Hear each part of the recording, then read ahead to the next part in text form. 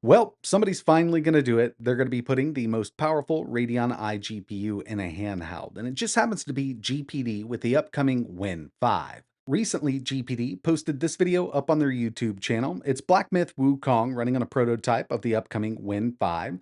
Basically, this is our first look at the device, and there's not much to go off. Even upping the contrast here doesn't reveal too much. But we do have the full specs of this upcoming device thanks to the Fox over here on YouTube. He already posted a video kind of going over everything. And if you're not familiar with his channel, he does some really awesome stuff with these Ryzen APUs, handhelds, and just across the board, really great YouTube channel. Definitely check him out. Link for it is in the description.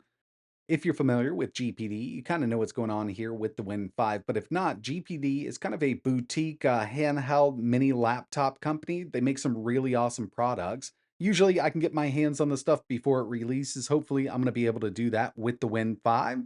And when it comes to this new device on paper, hands down, I mean, it's going to trump everything out there when it comes to overall raw performance. They're going to be offering two different models. First one is powered by the AMD Ryzen AI Max 385. This is a chip that I haven't been able to get my hands on. It's got 8 cores, 16 threads, a base clock of 3.6 gigahertz, and a boost up to 5 gigahertz. This is a 32 compute unit RDNA 3.5 iGPU, and it clocks up to 2800 megahertz. And just to kind of give you an idea, the Ryzen Z1 Extreme, which we find in a lot of handhelds like the ROG Ally, the Ally X, and the Legion Go, has a 12 compute unit RDNA 3 based iGPU. So when it comes to raw power here, these new iGPUs are really putting down some amazing performance. With this chipset inside of the GPD Win 5, it's got a dual fan quad heat pipe cooling solution that they're going to be offering here. And in the video that we saw over on their YouTube channel, supposedly that was running at a 60-watt TDP, and the temps were actually pretty low considering what we've got going on here. But the one that I'm most excited about is powered by the AMD Ryzen AI Max Plus 395.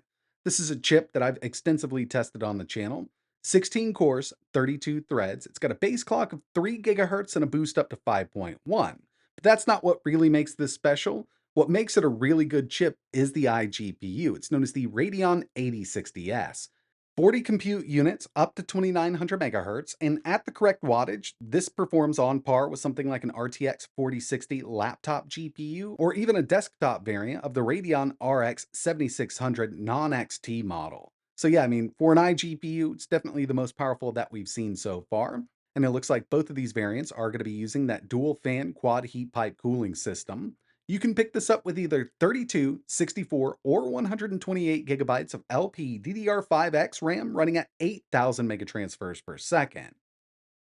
So we've got the CPU and GPU variants out of the way for the Win 5, but when it comes to the other specs, GPD opted to use a 120Hz 7-inch esports monitor. It does support FreeSync. It's got a resolution of 1920 by 1080, so it's a 16 by 9 aspect ratio, 100% sRGB, and up to 500 nits of brightness.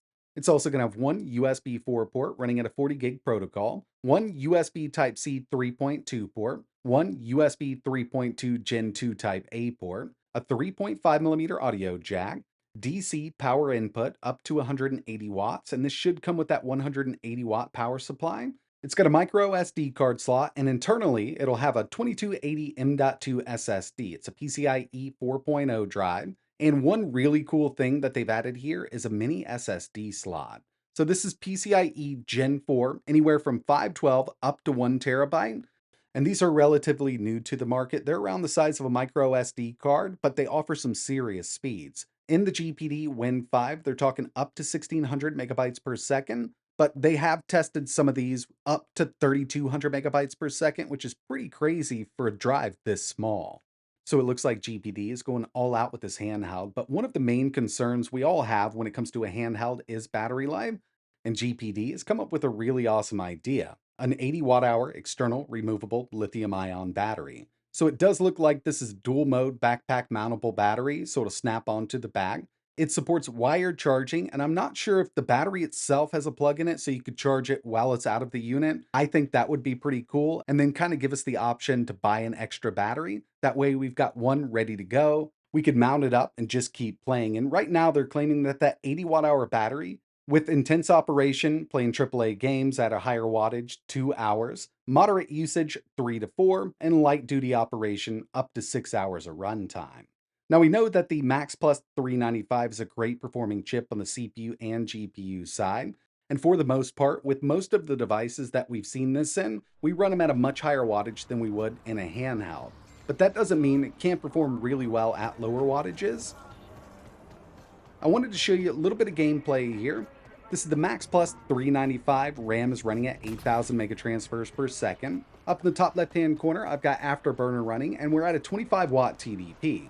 Cyberpunk 2077, medium, 1080, 25 watts. We're over 60 FPS on average. Looking pretty good here, and we could take the resolution down and then bring the wattage down a bit. And I've tested a lot of mini PCs with this chip. I've been able to take it up to around 140 watts. Now, of course, in a handheld, you don't want to do that. But even at this 25 watt TDP, 1080, or even going down to 900p here, we're going to see some great performance. And I think 900p is perfect for a smaller 7-inch display. Still looks good, especially if you can up those graphics or add a little bit of sharpening, whether you want to use XeSS or FSR.